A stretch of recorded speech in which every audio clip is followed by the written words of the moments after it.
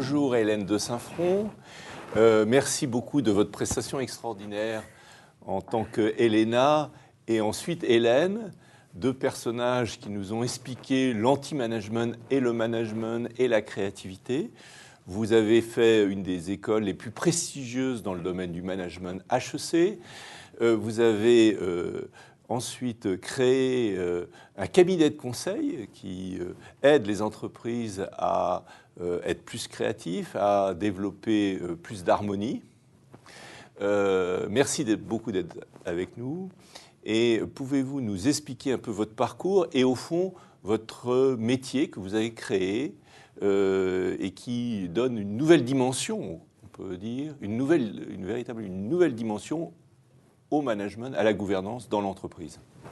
Oui, merci Michel, c'est un plaisir d'être là avec mes diverses personnalités, le côté noir, maintenant on est sur le côté blanc de la force. Mon parcours, il a toujours été un peu, on va dire, émaillé de cette idée que j'ai mis du temps bien sûr à comprendre, qui était qu'est-ce qui fait que les gens sautent du lit le matin pour aller au travail ?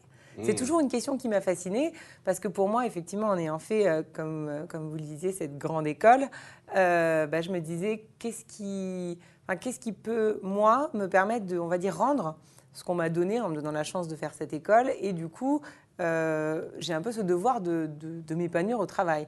Et je me rendais compte que ce n'était pas une évidence. C'est-à-dire que pour beaucoup de gens, le travail n'était pas forcément une source de plaisir, de motivation. Et pourtant, j'ai connu, donc, en particulier en créant donc d'abord une et demie entreprise au Portugal, qui n'avait rien à voir avec ce que je fais maintenant, cet esprit entrepreneurial et cette extraordinaire motivation de personnes qui ne vont même pas être payées et qui pourtant sont vraiment extrêmement heureuses d'aller au travail. Donc c'est un peu cette idée-là qui a été le fil rouge.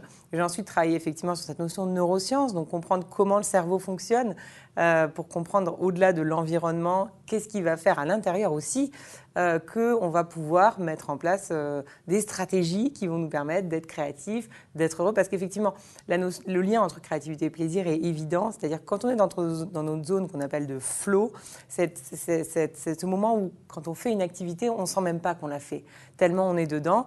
Souvent, ce sont des activités qui sont créatives. Donc le fait de créer, c'est une vraie source de motivation au travail en particulier. Et la notion de business harmony, donc là, effectivement, le cabinet que j'ai co-créé s'appelle Business Harmonist. Et là, l'idée, c'était de se dire que ce qui va vraiment favoriser la créativité, c'est un environnement général qui permettra cette créativité. On peut avoir un peu de créativité dans son coin, mais pour que toute l'entreprise soit créative, il faut que cette entreprise soit en cohérence. Et en cohérence avec quoi ? En cohérence avec son identité. Parce que les entreprises, dans ce monde complexe, elles sont un peu perdues en termes de qui elles sont.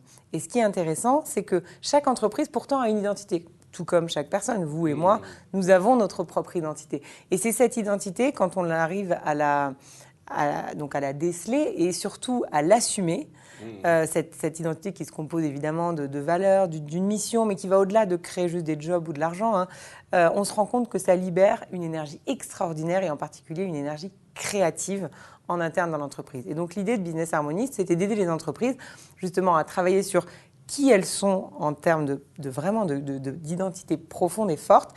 Comment est-ce qu'elles peuvent tout mettre en cohérence, donc depuis leur communication jusqu'à leur process, leurs produits, leur offre, leurs clients, leur recrutement, autour de cette identité, et comment elles peuvent aussi, grâce à ça, gagner en agilité, donc en capacité d'adaptation à un monde toujours plus complexe.